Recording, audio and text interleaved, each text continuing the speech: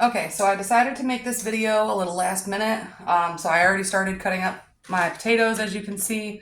I'm making potato wedges slash fries. Some of them are cut kind of like French fries. Some of them are cut kind of like wedges. It just happens that way sometimes. Again, not a chef, just a mom, and my food still turns out really good anyway. So I'm just going to show you how I cut up the potatoes. I usually try to make them all about the same amount of thickness. So this is how thick the potato is before I cut it. It's not terribly big or anything. But I'm going to cut it into thirds, the long ways first, so I get 3 slices like that. That's about how thick they all are. And then I just go through and I cut my little wedges slash fries. I already washed the potato too, by the way. And then this is about how they turn out. And now I just got to find space on the trays here. So after that, what I'm going to do is I'm going to cover them with extra virgin olive oil and some seasoning. I've already got my oven preheated to 450 degrees. And actually, I'm going to grab some gloves now.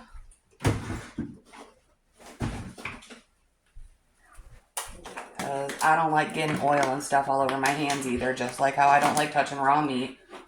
Oh my goodness. I can get the gloves on. There we go. All right, so the first thing I do is I season it instead of doing the olive oil.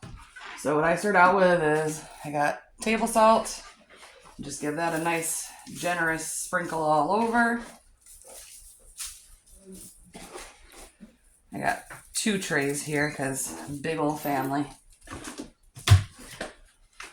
Some salt, and then I do some pepper. Fairly generous with that. My daughter likes to use like paprika and I believe onion powder, but I'm not going to do that today. I'm just going to do the onion powder if I can find it, which I cannot. Oh darn. My daughter is really there we go, it is. My daughter is the real MVP with these things. She makes the best potato wedges. I don't know what she does or how she does it, but she does, and it is even more delicious than when I do it. So, this is a pretty big bottle of EVOO, so I'm just going to put my finger over top so it doesn't just do giant globs all over. Although I did just get it all over my oven, so that's pretty cool. And then you just want to sprinkle that kind of semi-generously over top of all the potatoes. And then you just mix her all around. You want to make sure all the potato slices, wedges, whatever, are covered completely with the seasoning and the oil so they all get a nice, good flavor and crisp to them. It'll be delicious. There we go. Flatten these out a little bit. And do the same thing here. And then after that, I'm just going to take my gloves off and pop these bad boys in the oven for about half an hour. And then I'll get the chicken started. I'm just making simple baked chicken, which I will show you in just a sec. Okay, so as you can see, I switched out my cutting board. I have a system with my cutting boards. My big wooden one is for vegetables only, and all of my green and yellow ones are for fruits and vegetables only. My red one, and I only have one, is strictly for meat. Even though I wash them and everything like that, I still believe like there's cross-contamination, and I'm not trying to cut up a pineapple and then have some leftover chicken juice from the cutting board that was like soaked in there or something. Like I can't get over it. So I have different cutting boards for different functions. So I've got this. And as you saw earlier in this video, I have these pans, these little foil pans. I had them for the potato wedges. I'm going to use this for the chicken as well. Even though this is on a budget, these are pretty cheap. Like I buy these, not these ones specifically. I think these ones I got off of Amazon, but I typically get a 30 pack from all BJ's for just under $18. So, I mean, even at Dollar Tree, you can't get that kind of a deal for these things. So that's what I get. Now I got this chicken from Aldi's for $11.59, as you can see. And I'm only going to use 2 chicken breasts to feed my family of 7. Yes, you heard me correctly. 2 chicken breasts for a family of 7.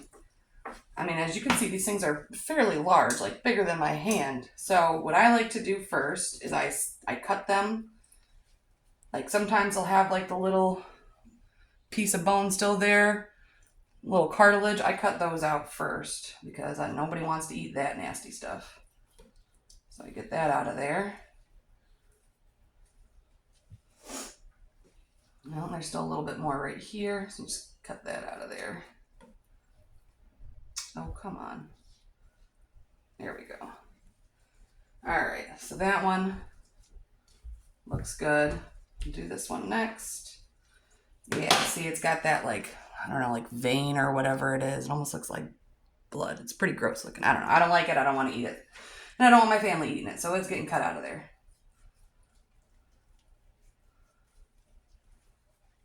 All right, there's that. So next what I do is I cut it in half lengthwise. So you get 2 pieces out of the one, essentially.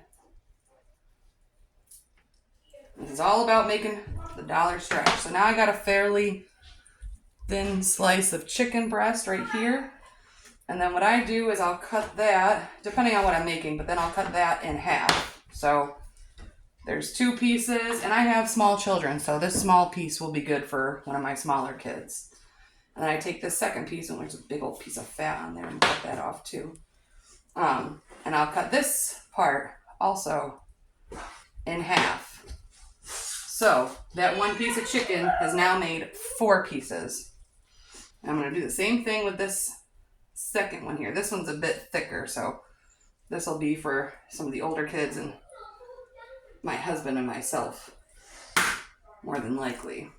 Okay. And just cut that in half like that. And again, I got my gloves on because I hate touching raw meat. It is disgusting. All right, so there's that. And now, from that big giant pile of meat, I still have 2 great big chicken breasts that I'm just going to stick in a Ziploc bag and put those in the fridge because tomorrow night we're going to have something with chicken as well. So I can just cook those up tomorrow. So boom, $12 or $11.89, so just under $12. I'm getting 2 meals. So I'm only using about $6 worth tonight. So now I got to season. Which first I'm going to take my gloves off because they're all covered in chicken. I'm not touching the outside of my seasonings and cross-contaminating that way with the chicken on my hands. So I just sprinkle a little bit of garlic powder on here. Sorry about the noise in the background. One of my kids is playing with some sort of really loud thing. All right, and then I got pepper. And then adobo. Adobo goes on everything. It is good on everything. So this Tony, I don't know how to pronounce it, Chachire's original Creole seasoning is very salty. So when I use this, I do not use any salt. And I am going to use this tonight because it just gives it such a good flavor. All right. And then a little bit of oregano. And I just sprinkle it on, like I don't measure. I just sort of sprinkle. As you can see, that's sort of what it looks like afterwards. Now I'm going to get another glove so I can flip these over and do the same thing on the other side. Because you want it seasoning all over it. You don't want just one side seasoning when you take a bite. You want every single bite you take Mom. to be nice and flavorful. Hang on, bud. I'm doing a video. All right. So just flip those over.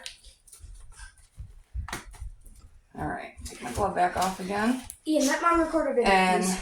so just back with all the seasonings again. And I don't do it in any particular order. I don't know if it matters, to be honest. I don't personally think it does, but I just do it the way that I want to do it. And you can do it the way that you want to do it too. Whatever makes you happy. And you don't even have to put all the same seasonings or the same amount. Like whatever's to your your flavor profile. My kids and myself, my family, we all tend to like things on the spicier side. So maybe that amount of Creole seasoning for your family isn't going to work for you, and that's fine. Or maybe not at all. Don't use it at all if you don't want to. It does have a really delicious flavor, though. And there goes my kids playing with, I believe, a balloon. I think they're blowing up a balloon and squeezing the end to let the air come out. Probably should have let them know I was doing a video beforehand. And I'm out of garlic powder, so I have to open up a new one. Okay. Always gotta have extra seasonings on hand, just in case you run out. There we go. Huh? And try not to throw your cap halfway across your kitchen. All right. There we go. Sprinkle, sprinkle, sprinkle. If you guys could smell the smells that are coming out right now of this kitchen, whew. All right, so that's it for now, and I'm going to be putting this in the fridge to wait because it's going to be a lot longer for those potato wedges to be done than it is for this chicken to be done. And I'm going to turn the temperature down on the oven anyway when I put this in too. So I'll just pause this. All right, so it's been about 35 minutes, and the potato wedges should be done. No, oven mitt has a hole in it.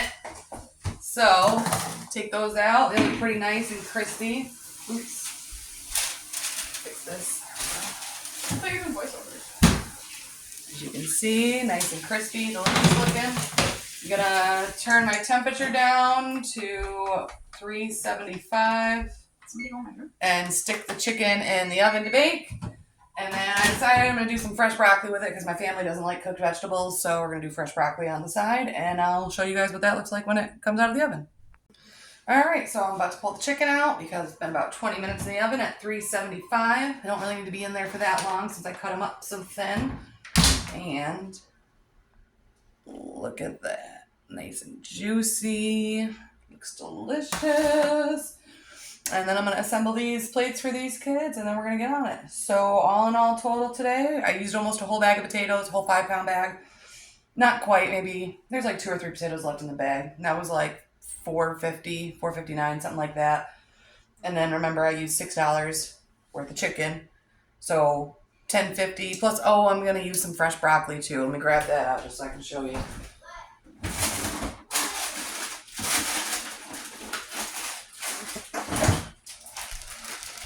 Gonna have some fresh broccoli on the side as our veggie, because like I said, my family doesn't really like cooked veggies.